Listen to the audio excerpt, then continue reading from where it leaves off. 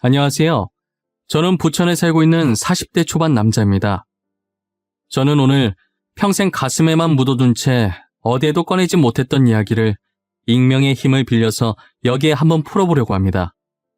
지금부터 제가 겪은 드라마 같은 이야기를 시작해 보도록 할게요.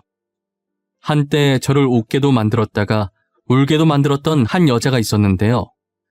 제가 그 여자를 처음 만나게 된 것은 대학생 때였어요. 저희는 서로 다른 과였지만 친구를 통해서 우연히 마주치게 되었어요. 제 친구는 저와 다르게 활발한 성격으로 친구가 정말 많았어요. 겹치는 수업이 없던 과랑도 친하면 말 다 한 거 아니겠어요? 친구가 어느 날 갑자기 저를 데리고 갈 곳이 있다고 하더라고요. 대현아, 내가 오늘 너랑 같이 갈 곳이 있어. 아마 너도 가면 엄청 좋아할 거야. 거기 가면 이쁜 여자들도 있다니까? 야, 여자한테 관심 없어. 도대체 어디 가는 건데? 나 낯가려서 분위기 어색하게 만들 것 같은데 그냥 너 혼자 가. 야, 그냥 인맥 넓힌다 생각하고 따라와. 친구 많이 사귀어 놓으면 좋지. 나중에 취업할 때 도움 될 수도 있다니까? 나 믿고 한 번만 가자. 어? 알겠어. 갈게. 갈 거니까 어디 가는지만 말해달라니까. 또 이상한 곳 가는 거 아니야? 그런 곳 갈 거면 나 차라리 집 갈래. 내가 언제 이상한 곳 데리고 갔다고 그러냐. 다 너를 위해서 간 거였지. 그래도 나 덕분에 학교 생활에 대해 좋은 정보 많이 얻고 갔잖아. 안 그래? 막무가내로 끌고 가는 친구와 실랑이를 하던 와중에 약속 장소에 도착했더라고요. 약속 장소는 저희 과 건물에서 꽤 많이 떨어져 있는 무용과 건물이었어요. 친구는 저를 보며 의미심장하게 웃더니 제 팔을 잡고 건물 안으로 들어가더라고요. 수업이 끝난 건지 몇 명만 강의실에 앉아 있었어요. 여자 4명과 남자 2명이 있었는데 그중에 제 친구와 잘 아는 것처럼 보이는 남자가 저희 쪽으로 손을 흔들면서 빨리 오라고 재촉하더라고요. 사태 파악이 다 되기도 전에 얼떨결에 저는 그들의 옆에 앉게 되었어요. 알고 보니 아까 저희에게 손 흔들었던 남자가 제 친구의 고등학교 친구였어요. 간간히 이렇게 모이긴 했었는데 늘 홀수여서 항상 짝이 모자랐다고 하더라고요. 그래서 친구가 짝을 맞추려고 저를 여기에 데리고 온 것이었어요. 저는 처음엔 그 자리에 아는 사람이 친구밖에 없어서 어색하고 숨이 턱턱 막혔어요. 하지만 계속 마주치다 보니 익숙해져서 그런지 자연스럽게 편해지게 되었죠. 저희는 항상 공강 시간이 겹치거나 모든 수업이 마치면 이렇게 8명이서 모여 놀았어요. 저는 원래 낯도 가리지만 말수가 워낙 없어서 있는 듯 없는 듯 조용하게 지냈어요. 그러다 그 중에서도 제일 활발했던 여자 한 명이 제게 다가와서 말을 걸더라고요. 너는 원래 말이 없는 편인 거야? 아니면 아직도 우리가 어색한 거야? 우리 알고 보면 되게 재밌는 애들인데 편하게 생각하고 장난쳐도 돼. 아니야. 너네 안 어색해. 그리고 나 지금 되게 편한 건데? 내가 원래 말이 없는 편이라서 너네 놀고 있는 거 보는 것만으로도 재밌어. 보는 것만 하지 말고 같이 놀자. 너도 우리랑 놀다 보면 재밌어서 매일 만나자고 할걸? 너 나중에 분명 후회한다. 우리랑 진작에 이렇게 놀 걸 하면서 말이야. 그렇게 저는 여자의 리드하에 같이 어울려 놀기 시작했어요. 정말 여자의 말처럼 진작 이렇게 놀 걸 싶더라고요. 저는 점점 여자의 매력에 끌리기 시작했어요. 그렇다고 그녀에게 이런 제 마음을 전할 수는 없었어요. 그녀는 여자들도 반할 만한 외모의 소유자였거든요. 그녀에게 대시하는 수많은 남자를 두고 저를 만날 리 없다고 생각했어요. 저는 그런 그녀가 저와 같이 놀아주는 것만으로도 감사했습니다. 하지만 이런 만남도 새내기 시절 잠깐이었는지 다들 학점 챙긴다고 바빠서 지속적으로 만나지는 못했어요. 저는 학고 위기에 놓인 간당간당한 제 성적에 허우적거리고 있었고 그녀도 실기시험이 많아 준비하느라 시간이 없었죠. 결국 우리는 졸업할 때까지 제대로 연락할 시간도 만날 시간도 없었어요. 저는 조그만 중소기업에 취업하고 오랜만에 친구와 만나게 되었어요. 친구도 이제 막 시작하는 스타트업 회사에 취업했더라고요. 이런저런 영양가 없는 말만 하다가 새내기 시절 때 이야기가 나왔어요. 태연아, 대학교 1학년 때 기억나? 한참 무용과 애들이랑 놀러 다닐 때 말이야. 우리 그때 진짜 재밌었는데, 그치? 나는 가끔 그때로 돌아가고 싶어. 더 열심히 놀 걸 후회한다니까? 기억나지? 어떻게 잊어, 그걸? 내가 처음이자 마지막으로 제대로 놀아봤잖아. 나 원래 엄청 조용했던 거 알지? 진짜 걔네 덕분에 많이 밝아졌잖아. 걔네는 지금 뭐하고 있으려나? 간만에 애들한테 연락해봐야겠어. 우리 다시 뭉쳐서 그간 쌓였던 스트레스 다 같이 풀어야지. 안 그래? 친구가 했던 말이 빈말이 아니었던지 조만간 만나기로 했다고 톡이 왔더라고요. 그렇게 몇 년 만에 만난 저희 8명은 새내기 시절로 돌아간 기분이었어요. 다시 만나게 된 그녀는 그때보다 훨씬 더 예뻐지고 성숙해졌더라고요. 여전히 밝고 눈부신 그녀를 보자 감회가 새로웠어요. 태연아, 이게 몇 년 만이야. 우리 진짜 오랜만이다. 그치? 그동안 잘 지냈어? 요즘 뭐하고 지내? 일 다니고 있어? 또...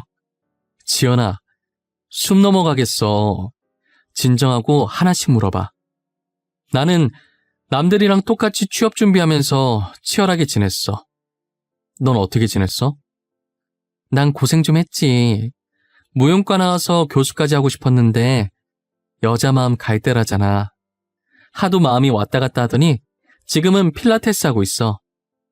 너는 그래서 취업 준비 잘했어? 취직한 거야? 취직했지. 조그만 중소기업이긴 하지만 직원들이 다 좋아. 그래서 잘 다니고 있어.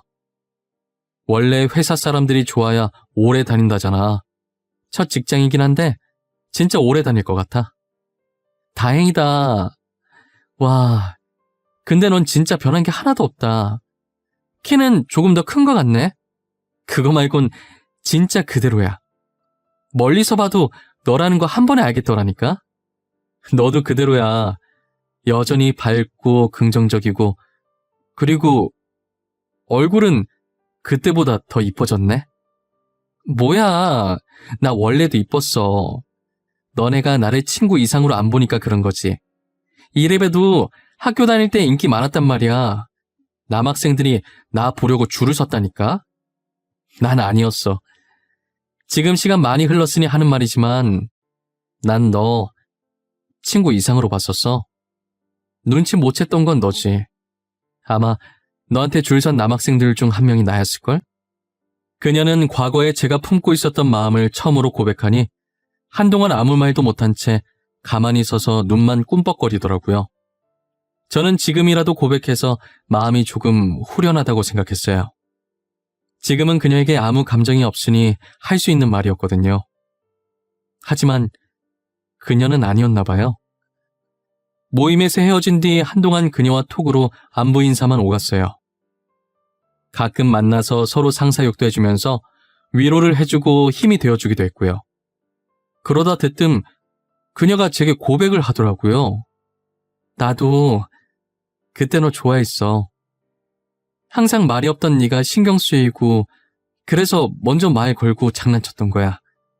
그래서 지금은 전혀 나한테 마음이 없는 거야? 다시 봤을 때 아무 느낌 안 들었어? 지연아, 여전히 넌 좋은 사람이야. 늘 주변 사람들을 밝게 만들어줘. 하지만 이제 막 사회에 뛰어들어서 지금 내가 누군가를 좋아할 여유가 없어. 기다려줄 수 있다면? 내가 기다린다고 하면 만나줄 거야? 나 기다리는 거 잘해. 너가 기다리라고 하면 얼마든지 기다려줄 수 있어. 그녀의 끈질긴 구애에 저는 두 손 두 발 들 수밖에 없었어요. 저희는 그렇게 6개월이란 시간을 함께 보내고 서로에 대한 믿음 하나로 결혼을 하게 되었어요. 아직도 그녀에게 목매는 남자가 많은데 그런 그녀가 제게 좋아한다고 고백하고 지금 결혼까지 했다는 게 저는 도저히 믿기지 않았어요. 한편으로 인기 많은 아내 때문에 걱정도 많이 되었습니다. 신혼생활할 땐 저희도 남들이 부러워할 만큼 사이가 아주 좋았어요. 놀러 갈 때든 힘들 때든 무엇이 되었든 항상 둘이서 같이 하려고 했거든요. 하지만 역시나 아내의 인기는 저희 결혼 생활에 아주 큰 걸림돌이 되었어요. 결혼한 지 2년 정도 되었을 때쯤 아내의 외출이 잦아지더라고요. 친구를 빌미로 퇴근 후 집에 늦게 오는 것은 기본이고요. 주말에도 약속이 있다며 아침 일찍 외출해서는 일찍 들어와야 당일 밤에 오고 늦으면 그 다음날 저녁에 들어오곤 했어요. 그러더니 얼마 지나지 않아 외박하는 것이 일상이 되어버렸지요. 친구 집에서 자고 오겠다는 말을 밥 먹듯이 하기 시작했어요. 한 번은 아내에게 영상통화를 걸었는데 아내가 거절을 하는 거예요. 평소 같으면 피치 못할 사정이 있어서 못 받는가 보다 하고 넘겼을 텐데 그날은 이상하게 저도 오기가 생기더라고요. 그래서 영상통화를 한 번 더 걸었어요. 역시나 아내는 또 제 영상통화를 거절하더군요. 그때부터 저는 아내를 의심하기 시작했어요. 원래는 제가 따져 묻는 성격이 절대 아니었어요. 평소 저는 모든 일에 다 이유가 있겠지 하고 넘기던 사람이었는데 찝찝한 이 기분은 도저히 그냥 넘길 수가 없겠더라고요. 그래서 아내가 외출한다고 하면 하나하나 따지기 시작했어요. 나 미연이 집에 놀다 올게. 오늘 자고 올 거야. 그러니까 기다리지 마. 밥 다 해놨으니까 알아서 챙겨 먹고 있어.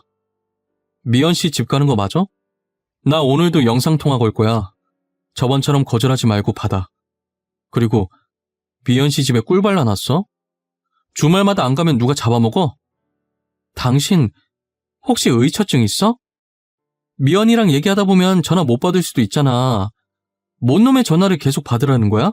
그리고 굳이 영상통화를 해야 돼? 도대체 전화 못 받을 일이 뭐가 있는데 무슨 일이길래 잠시도 전화를 못 받아? 당신 영상통화 말고 일반 통화로도 해도 잘 안 받잖아. 됐어, 그만해. 안 가. 내가 안 가면 되잖아. 그러니까 진짜 그만해. 고작 전화 가지고 예민 반응 보이는 아내를 보니 괜히 더 의심이 들더라고요. 저는 확실한 증거를 찾아야겠다고 마음먹었어요. 아내가 샤워하러 들어간 사이 아내의 폰에서 톡 알림이 뜨더라고요. 보낸 사람 이름을 보니 미연 씨더라고요. 그래서 그냥 넘어가려고 했는데 그 다음에 울린 알람을 보고 그냥 넘어갈 수 없었어요. 분명 미연 씨 이름으로 온 톡에 내용이 심상치 않았거든요. 오늘 밤 아내를 위해서 준비했다는 글을 보냈더라고요. 저는 그때 무언가 있다라는 쎄한 느낌이 들었어요. 다행히 아내 폰은 잠금이 걸려있지 않아서 손쉽게 톡방을 들어갈 수 있었어요. 미연 씨와 함께 대화를 나누던 톡방을 누르는 순간 온몸에 소름이 끼쳤어요. 알고 보니 미연이라는 사람은 아내가 저 몰래 만나온 남자였어요. 정말 치밀하게 상간남 번호를 미연이라는 여자 이름으로 저장해놓고 제가 의심할 수 없도록 만든 것인데요. 이제껏 미연이 집에 놀러간다고 했던 것도 다 이 남자 집에 놀러간 것이었어요. 아내의 이런 뻔뻔함에 정말 기가 차고 제가 지금까지 속았다는 게 어이가 없었어요. 저는 아내가 샤워하고 나오자마자 휴대폰을 들고 가 따지기 시작했어요. 역시나 아내는 모르는 척 발뺌을 하더라고요. 당신, 이게 다 뭐야? 여기 있는 대화 내용들 뭐냐고. 이때까지 미연 씨라고 했던 사람 남자였어? 당신 지금 제정신이야? 당신이야말로 지금 무슨 소리를 하고 있는 거야? 미연이가 남자냐니? 당연히 여자지. 당신이 생각하는 그런 거 아니야. 그리고 남의 폰을 왜 마음대로 보고 난리야? 내가 무슨 생각하는데? 찔리는 게 있으니까 내가 그런 쪽으로 의심한다고 생각하는 거 아니야? 그럼 여기에 있는 커플 사진들은 어떻게 해명할 건데? 서로 사랑한다고 하던 대화들은? 아내는 모른다고 시침이 떼더니 전에 나눴던 대화들과 커플 사진들을 언급하니 그제서야 무릎 꿇고 빌기 시작하더라고요. 처음엔 정말 화가 나고 정말 빈손으로 집에서 내쫓고 싶었어요. 하지만 사람이 살다 보면 실수할 수도 있다고 생각해서 넘어가 주기로 했어요. 사람은 고쳐 쓰는 게 아니라더니 어르신들 말씀 틀린 거 하나 없었어요. 아내는 정신을 못 차리고 얼마 안 지나 또다시 외도를 하는데요. 이번엔 새로운 폰을 하나 더 만들어서 여러 남자와 대화를 하더라고요. 제가 아내를 의심을 해서 아내의 물건에 손대다가 발견한 건 아니고요. 멍청한 아내가 술을 먹고 새 휴대폰을 침대 밑에 떨어뜨려 놓은 거예요.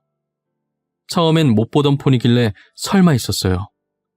저번에도 한 번 걸려서 넘어가 줬는데 또 그랬을 거라고는 생각을 못 했거든요. 하지만 벌은 남 못 준다고 그 폰으로 남자들과 연락을 주고받고 만났더라고요.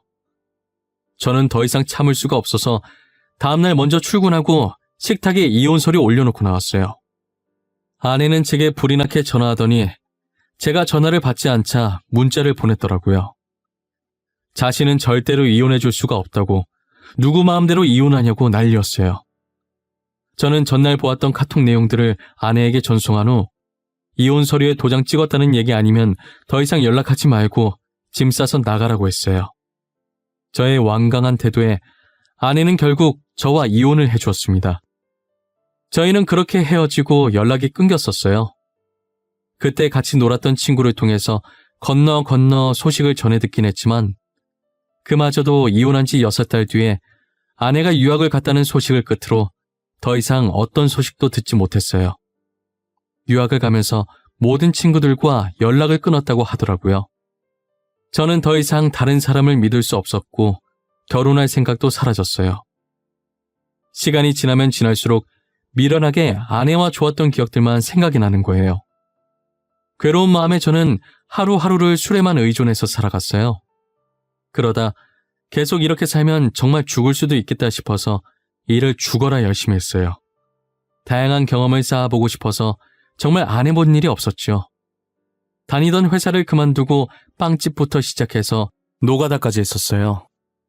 그러다 3년 후 친구의 추천으로 동네에 작은 개인 카페를 차리게 되었습니다. 저희 동네에 카페가 정말 없었어요. 버스를 타고 2정거장 지나야 하나 있었거든요. 친구는 그 틈을 노리고 카페를 만들어 보라고 권했고 저는 바로 카페를 차렸어요. 사업을 시작하려면 인맥을 넓혀야 한다면서 친구는 저를 모임에 자주 데리고 나갔어요. 확실히 예전에 다녔던 모임들과는 사뭇 다른 분위기의 모임이었어요. 주로 사업을 하시는 분들이 모여있는 자리였거든요.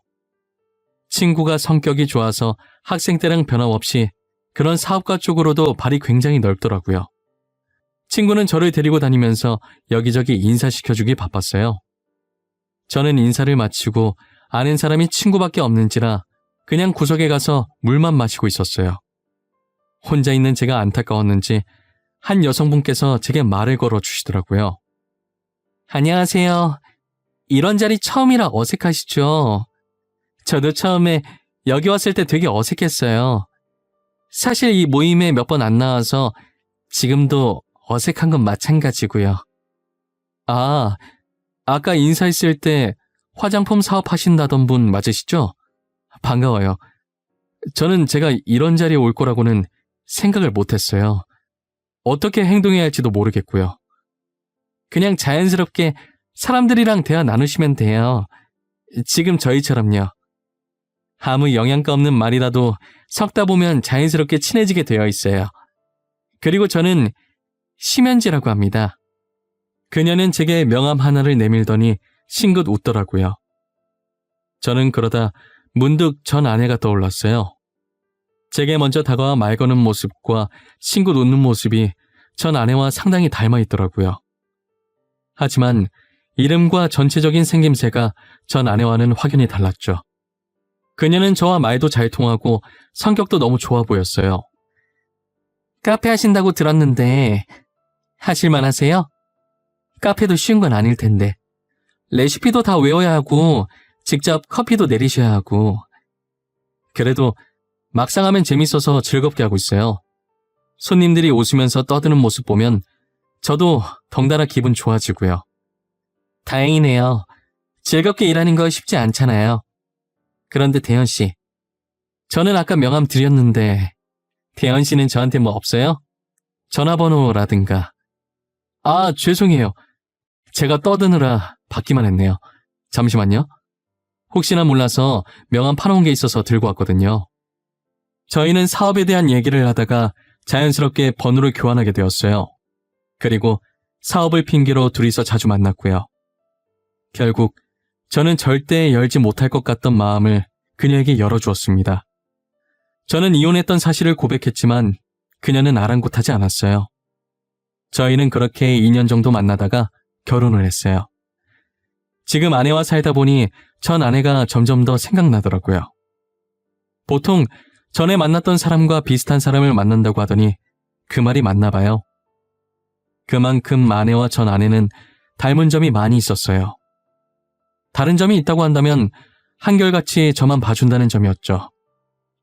그런데 제가 처음 결혼에 실패하고 하루하루를 술로 살아왔던지라 제 간에 문제가 생겼다는 걸 이제 와서 발견하게 되었어요.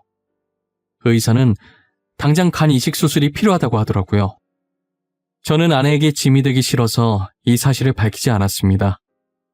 가족들에게만 조용히 말해서 간 검사를 받았어요. 하지만 저와 간이 맞는 사람이 단 한 명도 없었어요. 그러다 이 소식이 아내의 귀에까지 들어가게 된 것인데요. 간 기증자가 안 나오자 불안한 나머지 어머니께서 아내에게 말한 거예요. 아내는 왜 자신에게 말하지 않았냐고 저를 안고 펑펑 울더라고요. 당장 자기가 검사 받아보겠다고 하면서 집을 나가더라고요. 일주일 뒤 아내의 검사 결과가 나왔고 다행히 아내의 간이 적합하다는 판정이 났습니다. 아내는 제 손을 꼭 쥐고 연신 다행이라고 수술받을 수 있다며 울었어요. 아내의 도움으로 저는 간신히 간 이식 수술을 받을 수 있게 되었는데요. 수술 후 저는 회복 속도가 빨랐지만 반면 아내는 점점 더 상태가 안 좋아졌어요. 아내는 시름시름 마르면서 다 죽어가는 목소리로 제게 건강해져서 다행이라고 하더라고요. 그 모습을 보고 제가 얼마나 울었는지 모릅니다. 아직도 기억에 생생해요. 하지만 아내는 얼마 못 버티고 세상을 떠나고 말았어요. 사망 사유는 위암이었더라고요. 처음 아내가 위암이라는 것을 제가 수술하고 나서 회복하기 전에 어머니가 들었는데 아내는 너무 간곡히 부탁하는 바람에 제게 말을 못했다고 하더라고요. 아내는 본인이 얼마 못 살 거라는 것을 알고 제게 간을 주고 떠난 것이었어요. 그 사실을 알고 아내의 영정사진을 끌어안고 어린아이처럼 엉엉 소리내어 울었어요. 당장이라도 제게 달려와 울지 말라고 제 어깨를 토닥거리며 달래줄 것 같던 아내가 더 이상 이 세상에 없다는 게 정말 믿기지 않았어요. 아내의 유품을 정리하다가 침대에 엎드려 또다시 울기 시작했어요. 얼마나 울었을까. 울다 지친 저는 그대로 잠이 들어버렸어요. 꿈에서 아내는 저를 보며 활짝 웃고 있더라고요. 그러더니 액자를 잘 보라는 말과 함께 사라지더라고요. 잠에서 깬 저는 곧장 침대 옆 협탁에 있던 액자를 꺼내 들었고 액자에 끼워져 있던 편지 하나를 발견하게 되었습니다. 곧 자신이 죽을 것이라는 걸 예감하고 적은 아내의 마지막 편지였어요. 편지 내용엔 이 글을 볼 때쯤이면 자신은 이 세상에 없을 것이라며 그동안 제게 진 빚을 이렇게라도 갚고 떠날 수 있어서 다행이라고 적혀 있었어요. 저는 평소 아내와 사이가 좋았고 한 번도 다툰 적이 없었기 때문에 이 편지 내용이 이해가 안 갔었어요. 하지만 다음 문장을 읽고 바로 이해할 수 있었죠. 알고 보니 아내는 제 전 아내였습니다. 유학 갔다던 아내는 사실 그 기간 동안 성형을 하고 이름도 바꿨죠. 그리고 나서 다시 제 앞에 나타난 거예요.